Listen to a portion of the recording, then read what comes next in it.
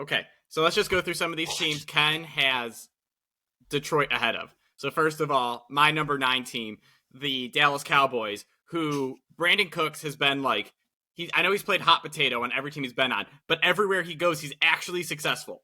Even in Houston, he was a legitimate receiving threat for one of the worst teams in the NFL.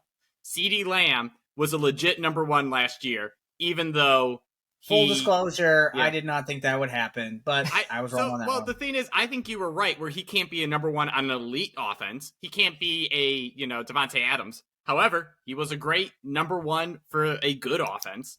And now they still have Michael Gallup, who's recovering. I don't care about Jake Ferguson, I'm not going to lie. So that's one team. A team with 3 legitimate receiving options against Detroit, who is like 1.5 whenever Jameson Williams returns. And also, you're trashing the Commanders, man. Like, Terry McLaurin is, in my opinion, better than Amon-Ra St. Brown. He just has had quarterback play that's been like a million times worse. Another guy that's like hyper efficient that does more with less. Jahan Dotson had a pretty good statistically. Jahan Dotson was awesome in his few his flashes, right? He had some great plays. Curtis Samuel's good. They have Denami Brown as a legitimate deep threat, and Logan Thomas is a good tight end. That's 5 good receiving options, not counting Antonio Gibson. Ken, how are you neglecting these guys? Phil, how many years do you have to say Terry McLaurin is good except this? Oh, Terry McLaurin is good except he can't get a quarterback. I'm just saying. This is the last one because Sam Howell. Sam Howell is starting now. He had 1,000 yards in every year he's been in the league so far. I really like Terry McLaurin and Jahan Dotson. I saw a huge step off afterwards.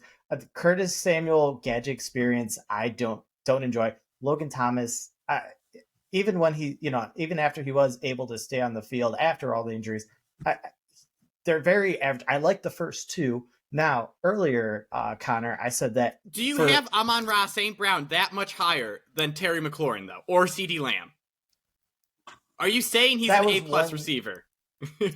I actually don't have him ahead of CeeDee Lamb. Yeah, Cowboys are a little lower than should be. I don't like having a new receiver, and just seeing how they're doing, hopefully that works out.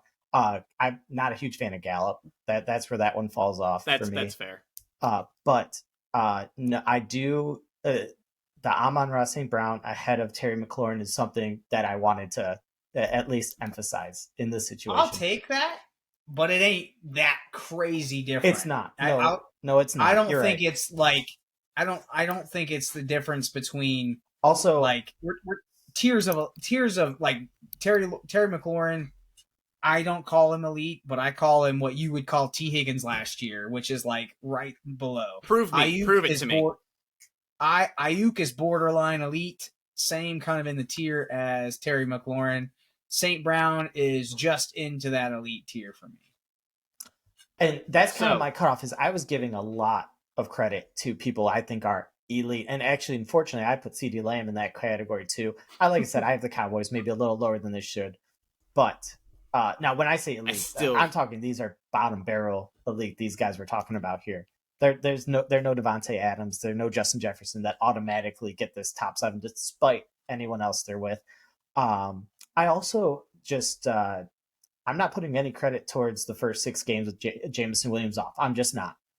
This isn't about records. This isn't about the first 6 games. I guess I'm not yelling at you for fantasy rankings. I'm yelling at you for true wide receiving core rankings. But just want to be clear. In the one game with Sam Howell last year when he only threw 19 passes because they weren't sure about him, 3 catches, 74 yards, and a touchdown, and a dominant win over Dallas, in case people forgot. Listen, just if you're wondering, Phil is forever going to know every stat from that game ever for the rest of his life. He's probably going to know that game legitimately got me a new bathroom.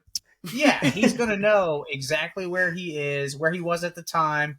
Do you guys remember the time that the Washington Commanders covered the spread and won outright? Do you guys remember that? Where were you? I don't care. So no one knows. I don't know where I was some random week in the second week in January in 2022. What was the meaning of it? The Cowboys went from the 3 seed to the 6 seed, and the Commanders found out they might like Sam Howell. No, what it meant was a new bathroom. Just always remember that. Guys, the hot take from this isn't me liking the Detroit Lions. It's Phil loving the not Redskins. Oh, the my Commanders. hot take, because Connor agrees. I was about to say, Connor, with Dallas and Washington, you have them 11-12. Anything you want to say on them? Because Phil, I feel like from we're a guy going to who have more absolutely fighting hates the Cowboys, why are you backing them so much? Oh, I don't hate the Cowboys. They just, like, Dak Prescott fails in big moments. Mike McCarthy fails in big moments. They're just a team that will always be good and then lose in the second round of the playoffs. Like, they're the Atlanta Hawks when LeBron was in the East. It's like, I don't care if you win 60 games. You're going to get swept in the playoffs. Like, all right, so I actually think that Dallas is closer to, like, I don't know, maybe a Las Vegas in terms of, like, their depth, only because I am higher on Gallup than you guys are. I like Gallup. I think he got a bad rap last year because he was really bad when he came back, but just looking at, like, historically, just ACLs and messing with wide receivers' heads, like, the year before, he was an unbelievable 3. Like, so I'm basing that off of 2 years ago, and then I'm a big Cooks truther. So I believe I have them priced at their floor at grade Bs. Like, I could see either of them being an easy B+. Yeah, I could see them jumping into, if KJ Osborne sucks and, Las Vegas, Hunter Renfrow falls off the face of the earth, they could flip spots for me in those places. All right, so now let's go Chargers and Tampa Bay. So these are interesting ones. Ken, when we talked post-draft, you loved Quentin Johnston.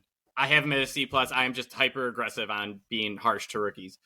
But then Mike Evans, Keenan Allen, Chris Godwin. These guys, they're all older. They're all proven. They're good, they're really good, not great. So I think these are just nice receiving cores. And I'd be super happy to have any of them, despite me ranking them 11 and 12. I have no problem, and I'm happy with these guys. Yeah, I probably should have had the Chargers a little higher. Once again, going back to this running back thing and Austin Eckler.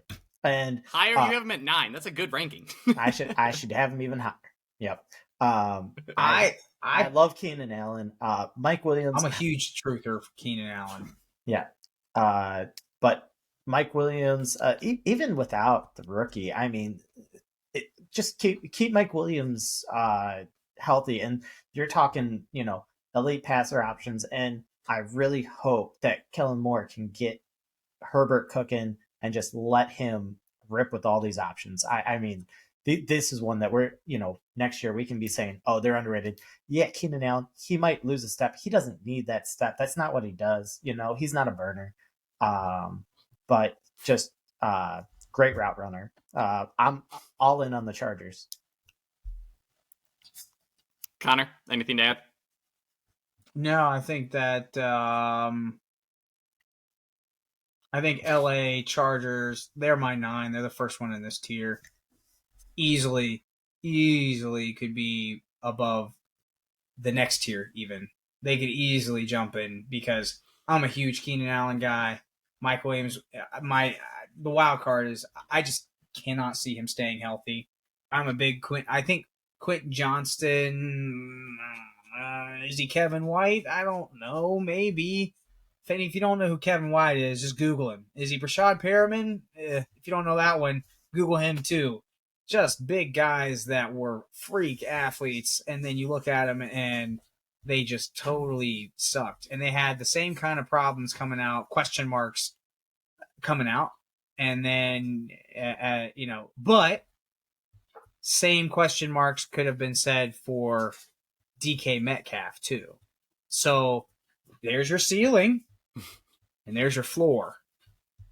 So I have a tough time. It doesn't matter how tied to an elite quarterback you are.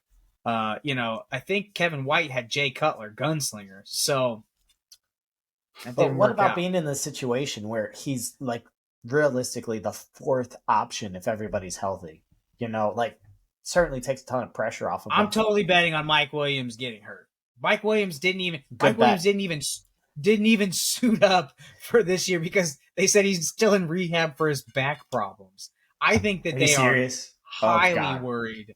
He didn't even suit up this year for problems or back and neck. Those are the two things you don't mess with. He had from his back problems from last year. So because he spasmed up, if you remember, late in the year last year, he had back spasms. They're trying to figure out why, what's wrong with his back. And he just locked up. So he could be huge because Kellen Moore has one of the deepest downfield offenses in the NFL, and they talk about that, how he pushes the ball downfield. He's not doing the Sean McVay sort of run and shoot type of June Jones offense. All right, so now I will say Tampa Bay, people are going to grade them, I'm sure, much harsher at the end of the year because Baker Mayfield's their quarterback, but just remember, these are good receivers, and I'm sorry that Baker Mayfield ruined their careers.